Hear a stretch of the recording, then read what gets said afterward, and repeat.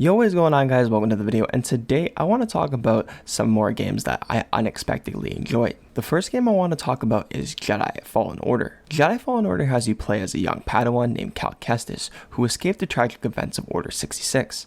Several years later, Cal has been in hiding from the Empire working as a scrapper. While on the job, Cal has to use one of his Force abilities to save one of his pals, but in doing so reveals his true identity. Now Cal is on the run from the Empire, but will run into a great cast of characters that will band together to try and rebuild the Jedi Order. I honestly had no idea what to expect when going into the Star Wars game. Many of EA's Star Wars games were really disappointing to me, especially Battlefront 2. When I first played Battlefront 2, it started off pretty good, but then you had to pay for all these microtransactions and it just wasn't a fun time. I picked this one up though because I seen it was single player only and I wanted to try out the experience. The story has you see Cal grow as a Jedi and a person, and it was honestly just a really great time. I also really like the cast of characters that we get to meet along the way, and just the overall story was really good. The combat is what really stood out to me though, as it takes the elements of a Souls-like, but makes it better in my opinion. I really like how this game is challenging, but it's not too challenging. That's what I mean by it's kind of like a Souls-like, but it's not. It takes that parrying and that dodging, and it makes it feel like a unique RPG. It doesn't make it feel like a Souls-like. I also really enjoyed unlocking all the lightsaber abilities, and you could also unlock a bunch of Force abilities too, and these were just really fun to use. You could use these Force abilities to solve puzzles, or you could use it against the Empire. You can unlock all these abilities by acquiring skill points to unlock the skill tree. Enemies were also a blast in this game, as you weren't just limited to stormtroopers, but had some amazing creatures, droids, Siths, all in the Star Wars universe. Jedi Fallen Order does have a sequel named Jedi Survivor, and I haven't played it yet, but I definitely want to play it sometime in the future. The next game I want to talk about is Hitman. Hitman is a game I recently played, and it's such an amazing stealth game. The story has you play as the master assassin, Agent 47, who goes on a worldwide adventure to solve a series of seemingly unconnected assassinations. It also explores 47's mysterious past. Hitman has a mysterious and great narrative, but has some of the best stealth gameplay I've played in a while. I really enjoyed being able to use the variety of disguises that Agent 47 has access to. These outfits would give you access to restricted areas that would help you gain intel, and you could use this intel to find different ways to assassinate your targets from the use of stories. This system was really fun, and I loved being able to follow the multiple storylines and meeting some interesting characters while doing so.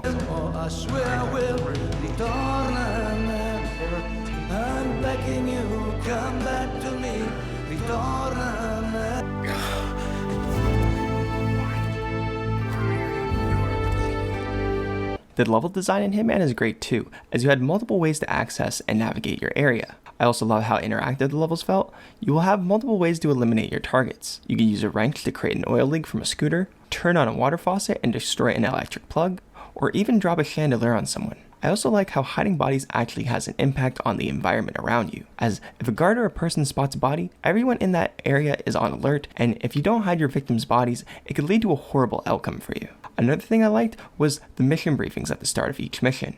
Gaining intel on your target and being able to choose where you want to start from and what items you want to smuggle in are a great way to keep the levels feeling fun and fresh. Hitman has a trilogy collection that has countless hours of great stealth gameplay while also feeling like a badass assassin while doing so. I definitely would pick this game up, and it's also on Game Pass if you have Game Pass. The next game I want to talk about is A Hat in Time.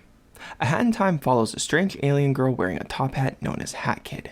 While traveling through space, Hat Kid is visited by some planet's mafia, and they visit her ship to collect payment for the mafia's government. The mafia man busts open her ship's door, sucking out all of Hat Kid's timepieces into space. You shortly realize that the timepieces are used to power your ship, and you're now stranded on a strange planet. Now Hat Kid must travel around the unknown world, looking to collect all her timepieces while meeting some interesting characters along the way. While on your adventure, you will be able to travel to 4 unique and awesome levels known as chapters. These levels all have missions that will be called acts. Some levels are open for you to explore, and some are more linear. If you haven't noticed already, Hat Kid's main fashion feature is her hats, and you'll be able to unlock many along the way.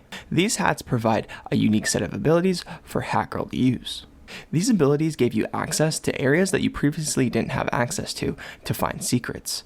You were also able to use these abilities to progress through each level. Platforming is a ton of fun in this game, and it reminded me of my time with Mario Odyssey. The controls are basic too, as you have a jump, crouch, slide, and melee to use alongside your hat abilities. You will also unlock different badges for Hat Girl to use, and it will give her abilities like the hook shot to traverse through levels, or you could have access to passive abilities like the scooter badge that adds a scooter to your sprint hat. I really enjoyed my time with this game and its strange cast of characters. In one act, you had a talking penguin named DJ Grooves, who wanted to win the Best Director award against his rival, the conductor. This competition has these characters set out to direct 2 different movies, and it's Hat Kid's choice to decide who she wants to win the competition. I also enjoyed going around collecting most of the collectibles. I love these collectathon type platformers as they are my favorites to play. I tried collecting most of the timepieces before my time ran out with this game, but I was left with 22. I had an amazing time with this game, and if you enjoy 3D platformers, I definitely suggest picking this one up. The last game I want to talk about is A Way Out. A Way Out is a co-op action-adventure game that has you play as either Vincent or Leo. In this adventure, Vincent is incarcerated and sent to prison for fraud and murder.